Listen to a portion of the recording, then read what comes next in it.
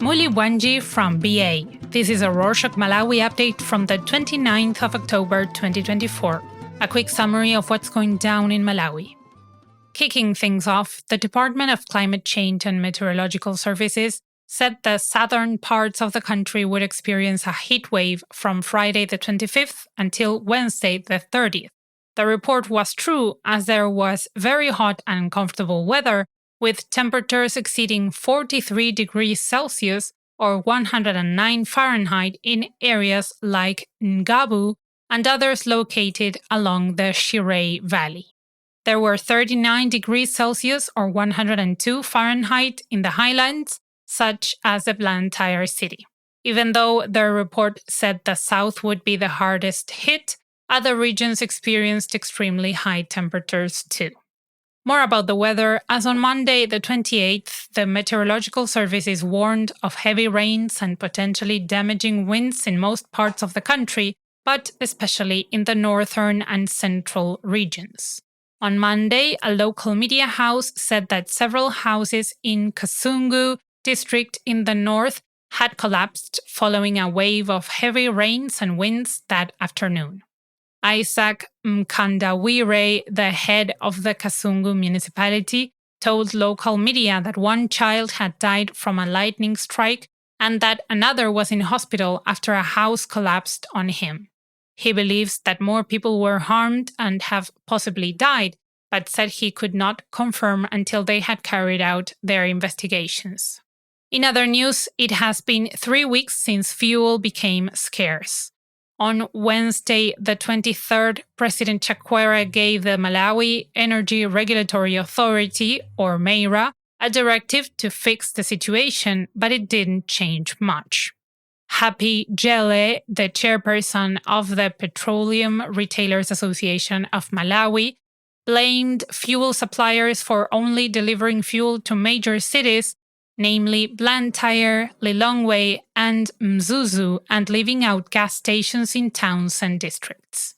The scarcity has also affected commuters, who are now paying double or triple the amount of their public transport fares, as transport providers are trying to cover the costs of fuel that they buy from the black market.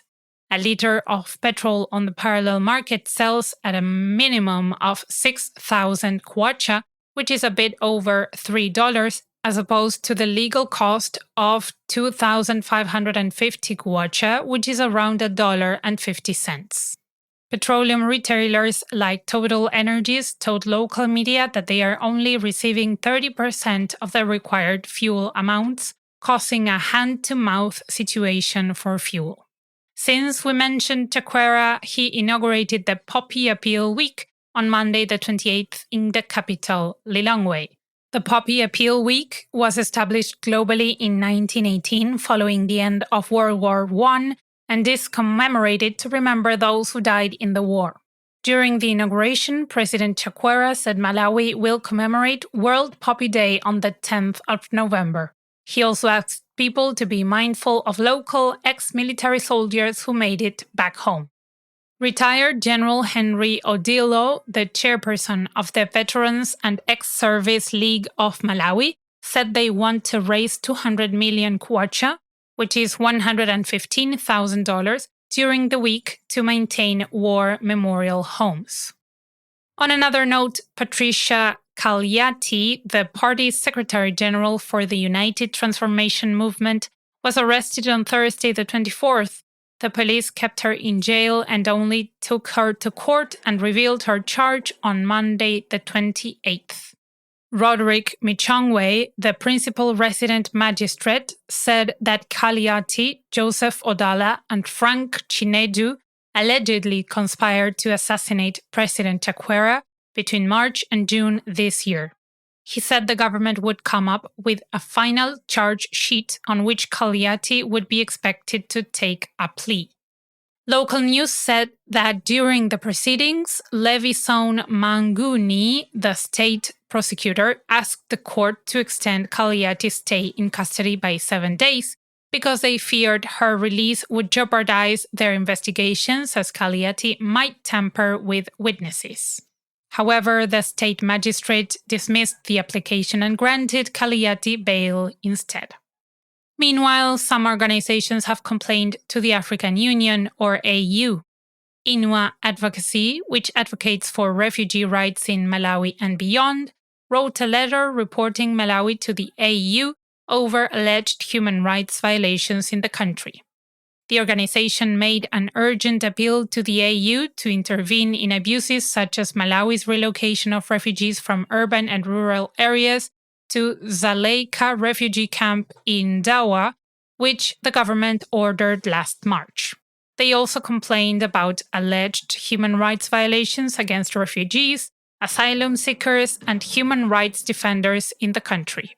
In its letter, Inua asked the AU to lead an independent fact-finding mission to verify these abuses in Malawi, focusing on outstanding violations, sexual violence, arbitrary detentions, and continued attacks on refugees' right to civic space.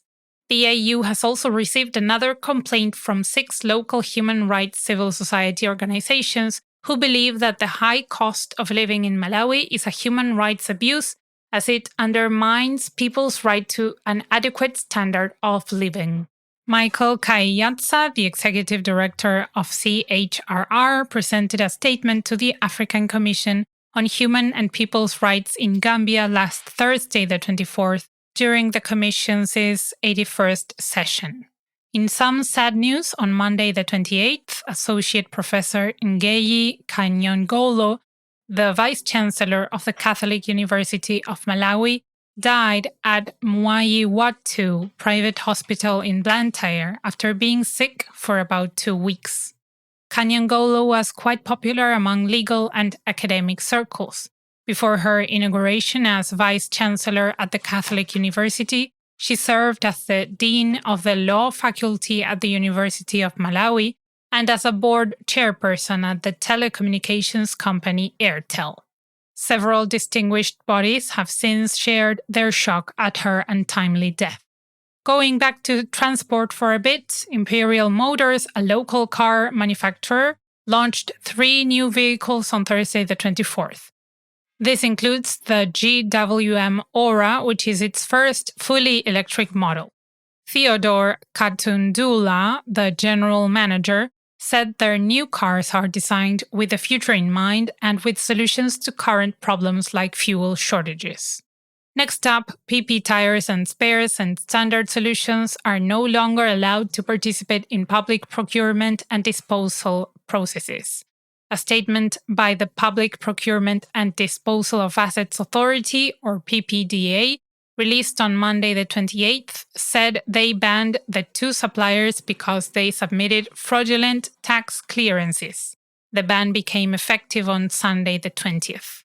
According to the PPDA, PP Tires has been barred for 1 year and Standard Solutions for 3. In entertainment news, the Tumani Festival is just around the corner. It will be celebrating its 10th anniversary from Thursday the 31st to Friday the 1st at the Zaleka refugee camp. During a press briefing on Thursday the 24th, Tami Mbendeira, the festival manager, revealed this year's lineup, which includes headlining musicians such as Hyphen, Lulu, and Crispy Malawi. The Tumaini Festival is happening a few days after the Urban Music People Festival, which took place over the weekend at Cape Maclear in Mangochi. It made waves because it featured 6 stages and 6 venues, which is a first in Malawi. The festival made a splash for its variety. Apart from featuring international artists like Naima from Zambia and The Els from Namibia, it also included other activities such as tours, sporting competitions, and a beauty pageant. And that's it for this week. Thank you for joining us. We are so thankful to our listeners who follow us on Spotify, Apple Podcasts, and other platforms, especially those who share the show with friends and family. If you'd like to pass along an episode by sending an MP3 through our messaging app, you can download any episode directly from our website at www.rorschach.com You will also find the link in the show notes. Thank you, Pitani Bueno.